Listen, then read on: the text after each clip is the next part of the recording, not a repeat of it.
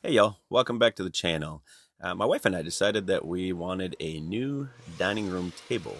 So that's what the build is going to be today. So I called up my local lumber supplier to see if he could find me some rift sawn red oak. That way I didn't have to pay the prices of white oak because white oak is just ridiculously overpriced right now. And he found me some of this 5/4 rift sawn red oak, and for a decent price. It wasn't terrible. And I also wanted a really straight grain. And spoiler, basically, we decided we wanted a black table, but I wanted to be able to still see the grain just to give it some of that texture. And so this red oak definitely hit the mark. And if I was going to be coloring it black, I definitely didn't. Another reason why I didn't want to pay the prices of white oak. So I'm happy with the way this turned out. Really, what you're seeing here is just going through the standard milling process. Just heading over to the joiner, planer, and heading over to the table saw next. And we're just getting really. So what I was doing here is picking out the boards that I wanted for my top. And what I was looking for is the straightest grain possible. And whenever you order lumber that is rift sawn, there's always a chance that you get some quarter sawn in there. And if you don't know what the difference between the two is, really when you're looking at oak, there's something that is called rayfleck that is in quarter sawn white oak and red oak. So the long story short of this is when I was picking out all of the lumber for my top here, I was trying to pick out the straight grain that didn't have the quarter sawn look, because I actually wanted to use that for a different table, um, one that I'm not coloring black, basically one that where I'm using stain or something like that, or just a natural look, so you can really see the natural look of the grain. So anyway, so I went to SketchUp, made this drawing as you can see there, and printed off my template here and traced it out on my some 1/4 inch plywood, and we're just cutting out the template with a jigsaw and just shaping it with my sander and just doing some fine tuning here in my vise. And this is a really good way, especially if you're going to start doing any type of curved woodworking, SketchUp, or any type of 3D modeling that you can draw it out on and then print off some pages to be able to trace onto your piece is a real good way of getting some accurate results. So we needed to, I didn't have some wide enough boards, so I needed to glue some of these up to make some wider boards.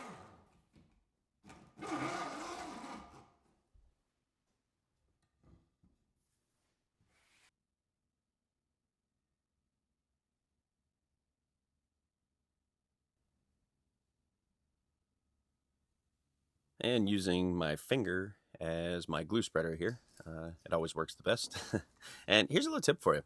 I bought these little C-clamps from Harbor Freight. They're super cheap. They're like $2 or $3 or something like that, and they work great for just clamping down on the ends of your workpieces. Just whenever you have something smaller like that, where you don't actually need like a clamping caul or something like that. But anyway, cheap way of keeping your seams nice and flush, and just to help you mitigate some of the sanding. But okay, so we're just roughing out all of our shapes here. These legs consist of a top and a bottom, so you'll see two different shapes here, and just traced it out on the pieces that we just glued up, and then we're just going to cut them out with a jigsaw. I don't have a bandsaw, but if you have a decent jigsaw and buy some decent blades, and buy the right blades with the right tooth count, you can get some pretty accurate results. And definitely wouldn't shy away from doing something like this just because you don't have a bandsaw. And a jigsaw is super cheap. You can get a really good jigsaw for less than $100. So we're just lining up our router bit here, getting it to the correct height to start our routing of these patterns.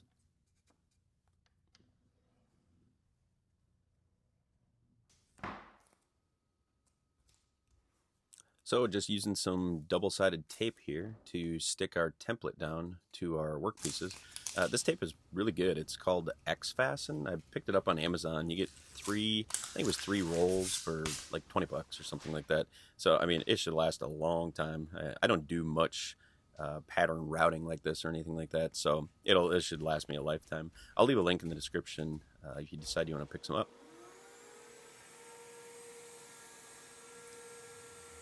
If you are new to doing some pattern routing like this, you definitely want to use a starter pin. As you can see, the pin that is just to the left of that bit, and you put your workpiece on that and then move your workpiece into the actual cutter. It definitely helps, just gives you a lot more control. So if you are new to this, you definitely want to have a starter pin inside of your router table.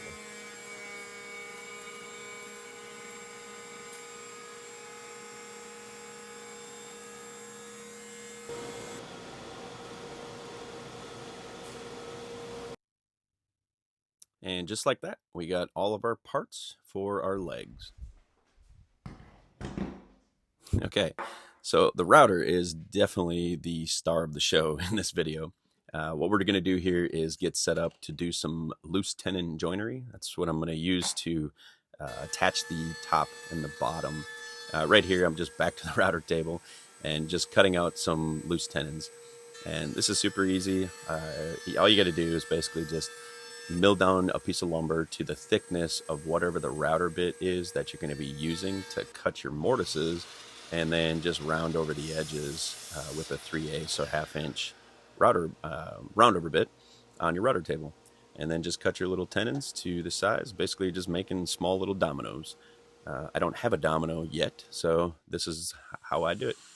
And it's super easy. You just got to take a drill bit and, like you see here, just go and hog out most of the material. You don't need to do this, but it definitely helps preserve the life of your router, or your router bit.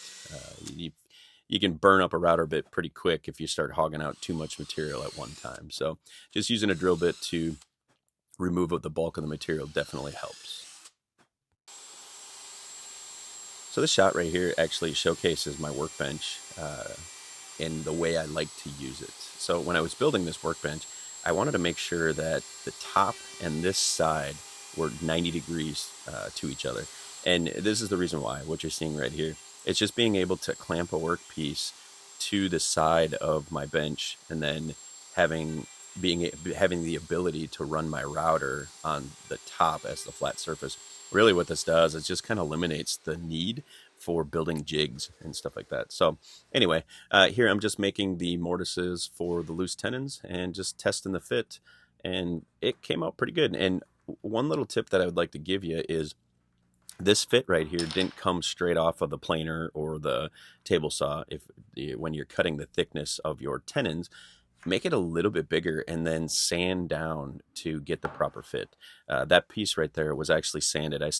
It doesn't take long. I just used my orbital and just held it in my hand and just sanded it until it actually got a really snug fit.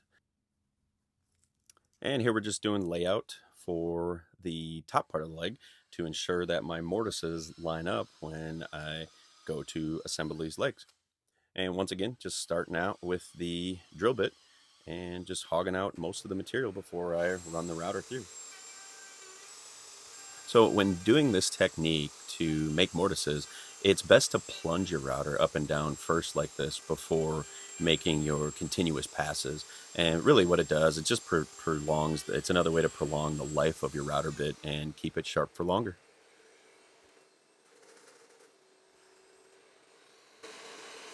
And one more little test fit before we go ahead and make the mortises on the rest of them. And it was good, so that's what we did. So there's the finished product of the top and bottom part of our legs. Okay, with all of the mortises done, now we need to turn our attention to this center ring. And what this ring is, it's the piece that is actually going to hold all of the legs together. So I made this little circle. I cut out a circle as a template and just using it to help me assist in my layout. And I can tell you right now, this definitely tested my skill set. I have not done much curved work, and I ended up needing to make a jig for this, as you will see right here. Okay, so I figured I'd slow down and give you a little bit closer look at this abomination of a jig that I've created. Basically what I'm doing is I'm cutting the dados, I guess it's a dado, dados for the inner ring that is holding these table legs together. So, and it's a ring, so obviously I can't just cut a straight dado right here, straight groove. So basically, just built this abomination, and it just sits in my vise like this. And we'll tuck this leg up in here. I'll bring you in a little bit closer and show you how it works. So yeah, like I said, after about 1 million brad nails and some scraps, I think I came up with something that actually works. So all we do is this piece right here is kind of my, right there, that little block is nailed in, and that's kind of my reference, my stop. So I'm gonna put this in like that, slide that leg up in, and I'm just making sure that this is butt up, the leg is butt up against that little block before I clamp it all down. And that looks about right. I'm just ensuring that this is pretty flush. It doesn't need to be exact because when you put that ring in here, it's all going to get covered. So, and then I'll just crank down on my vise, and this ain't going anywhere, which should be good. And then what I'm doing is just taking this drill bit and hogging out the majority of the material first.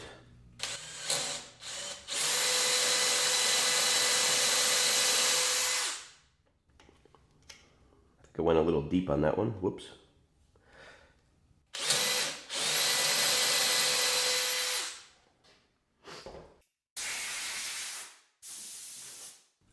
So as you can see, I got rid of a lot of the material first, and then now what I'm going to do is take this pattern bit on my router, and it's got a top mounted bearing here. Actually, I think this is considered bottom, but looks like it'd be on the top. But anyway, that bearing is going to ride up against these two curves, and that will create the dado for our ring. So let's go ahead and make that cut.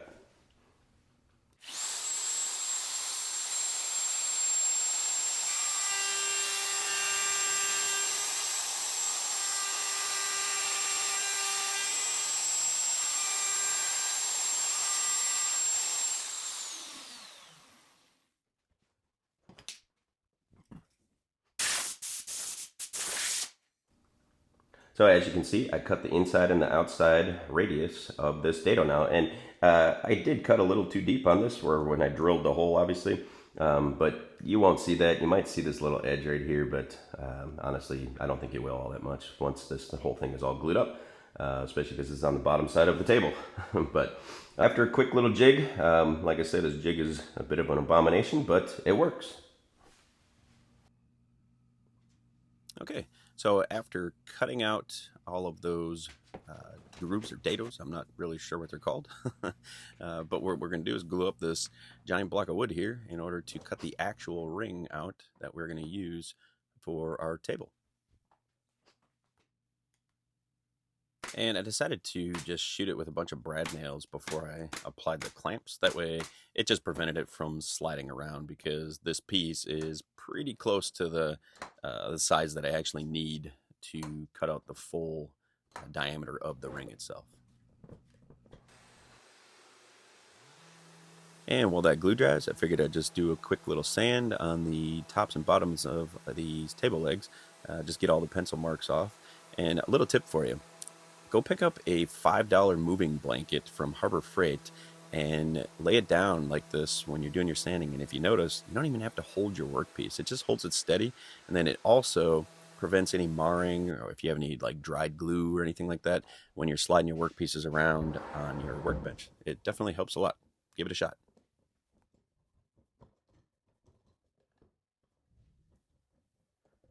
Okay, I totally rushed this too, and it turned out fine. But I only waited about an hour for this glue to dry, and it held together. I was a little nervous, running it through the planer like this, because I needed to get down to, I needed to plane off about a 1/4 inch off the top and bottom, and only letting that glue dry for about an hour had me a little nervous. With the nails in there, though, I wasn't, I don't know, I wasn't too afraid. So, and it worked out fine. But anyway, so now we're going to use our ring template and just trace this out and just once again cut it out with a jigsaw, and then we're going to head over to the router table again and use 2 different pattern bits, and I'll explain why here in a second. And once again, I can't stress enough how much I really like my workbench.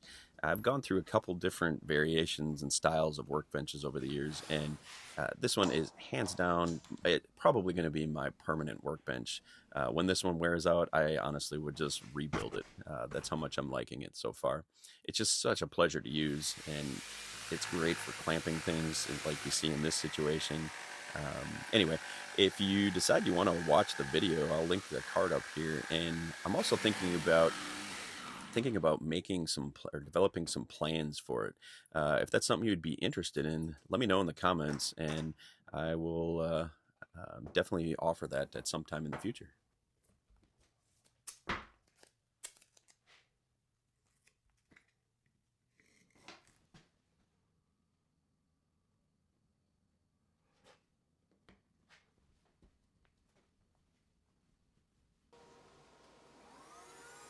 Okay, and it's back to the router table here, and you'll notice here I needed to use two different router bits. This one is a 1/2 inch pattern bit, and the reason is my other bit, it just wasn't long enough to make the full cut of this ring that I'm making. So just basically needed to take a 1/2 inch off first, and then I'll swap over to the other bit you'll see here in a second to finish up the cut.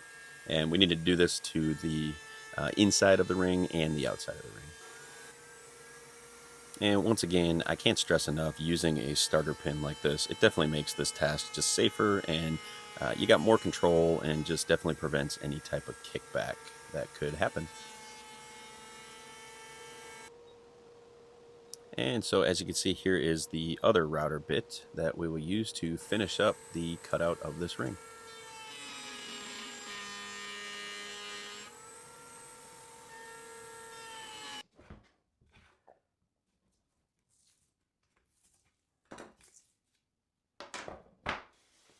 Okay, after getting the ring all cut out, in order to sand this thing and keep it nice and flat, I just took some double-sided tape and stuck some sheets of sandpaper down to my workbench, and this worked out pretty good. And after doing a little test fitting, I liked what I saw, so I decided I was going to glue the tenons in, and I found a little helper to help me with this. Okay, are you ready? Yeah. Okay, we got to glue these tenons. These are called tenons, okay? Called loose tenons. Are they for the legs? That's right. These are the legs. Yep. So we got to see this hole right here? Yeah. It's called a mortise. Can you say mortise? Mortise. Yeah. So we got to put these inside there. Oh. We got to add glue. You want to help me do it? Yeah. All right. All right. You got your rag? Got it? Check. Here, you have one. Okay, I got one too. You got your glue? Mm-hmm. Got your brush? Yep. Okay. Put some glue on there. How do we get the glue? How do we get the glue? Here, you gotta squeeze it like this. Like this. Oh, okay. I can do You that. wanna do it? Yeah. This gotta sit down. And then you gotta paint it. Paint the glue with your brush. Good job. Make sure you do both sides, okay? There you go. You're doing great. Okay, now flip it over and do the other side. That? Yep, Will we get glue all over? that's okay. So we can just wipe it out.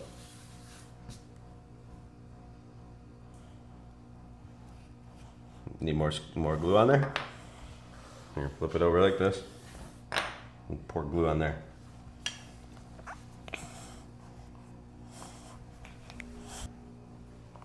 Whoa, you got enough on there? Yep.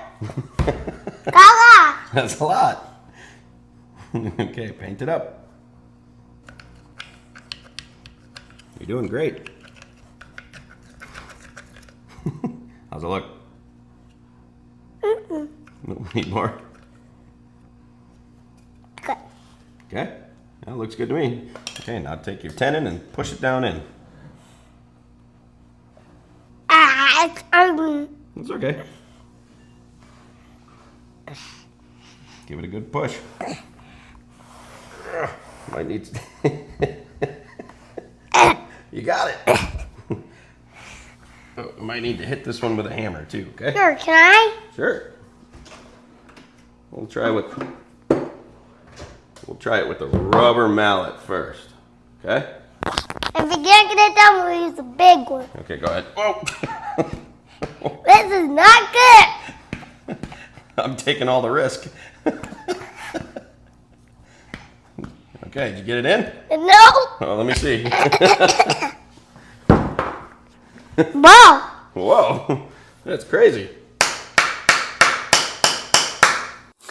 Okay, after having some fun with Hannah and almost getting my fingers smashed, it's time to turn our attention to the center ring. And what I'm doing is I'm just drilling some holes for this glue up. I wasn't going to add screws, but I decided just to add some trim screws to help secure this piece and just make it that much stronger. Adding glue and screws definitely is going to strengthen this up. When I cut the groove and this ring, the fitment wasn't great. It came out a little loose, so what I decided to do was just cut some shims here and glue them in place, and that way it just tightened everything up, and adding the screw in locked everything down, and I was pretty happy with the results.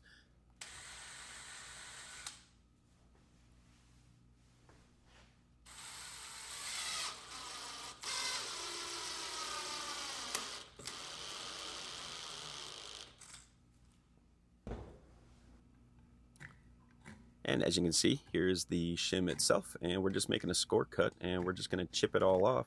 And this worked out so well that if I wouldn't have showed this in the video or mentioned this to anybody, nobody would have even known that I didn't cut this right. But I just wanted to showcase this mistake. That way, if you guys ever run into this situation, you know how to fix it.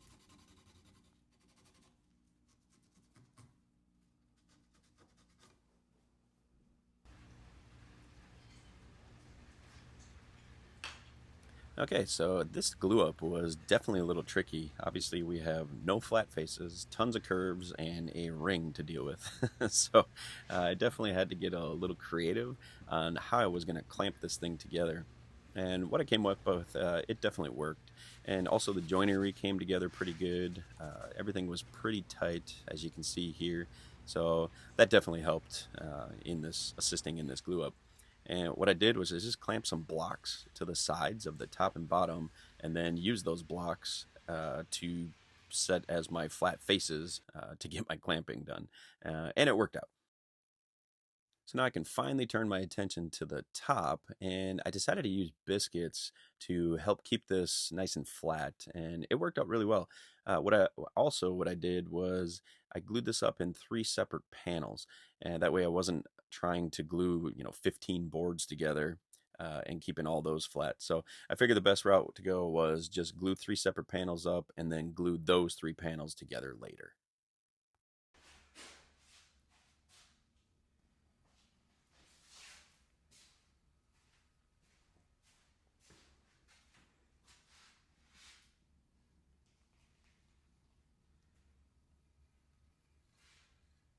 All right.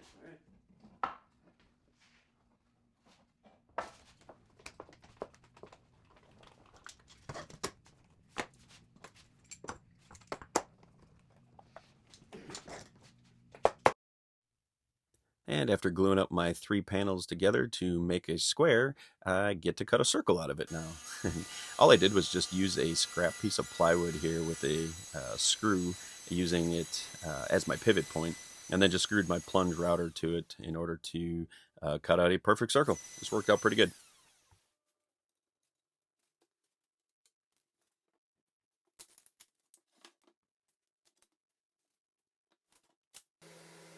And now just a little sanding before I start the finishing process. And I just used a pencil, marked it all up, and just sand away the pencil lines. That way you don't sand too much in one area. And just decided to go with a simple 1/8 inch round over just to soften the profile a little bit. Okay, here I'm showcasing another mistake I made. Either when I cut the angle on these legs or when I was doing the glue up, something didn't come together correctly. So what I'm going to do is just fix it here using the track saw. So I placed the whole base in my vise and just placed my track saw here from point to point, and decided to just cut whatever angle that is to make it sit flat on the table. And this worked out really well. I was pretty happy with the results. Just flipped it over and cut the other side as well. And As you can see here, it worked out really well. I was definitely happy with this fix. And if you ever run into this situation, now you know how to fix it.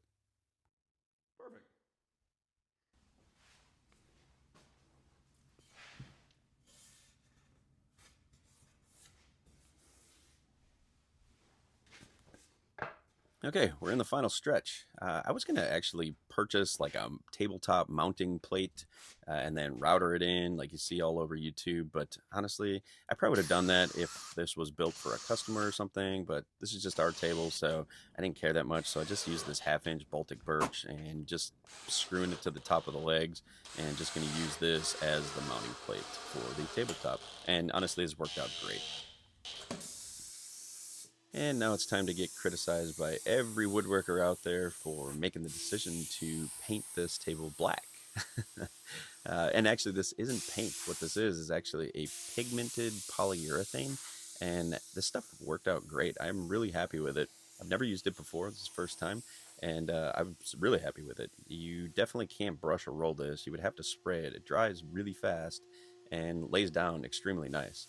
I was spraying this with my Fuji Q5 Platinum HVLP sprayer with a 1.3 millimeter air cap and tip, and this worked out really good. And my wife and I wanted a black table, and I was thinking about using Rubio Monocoat, but I was a little concerned with the durability of Rubio on a dining room table. We'll see how this polyurethane holds up, and I'll definitely report back if I'm seeing any negative ill effects. But I definitely think it'll actually hold up better than a hard wax oil like Rubio Monocoat. And I know that's probably not a popular opinion, but it's definitely something that I think will work out better in the end. Okay, so just drilling some holes for some threaded inserts, and I didn't slot this, and probably should have slotted this in order to account for the expansion and contraction across the grain. But honestly, like I said, once again, this is just for me and my wife. So if this ever cracked or anything like that, I would basically just fix it or redo it. So if this was for a customer, I definitely would have slotted the actual mounting plates that would allowed for the tabletop to move in and out. To be honest with you, I was just kind of being lazy here. So go ahead and slot your plates. Don't be lazy like me. And all I did next was just use some standard furniture bolts to attach the top to the base, and this thing is finished.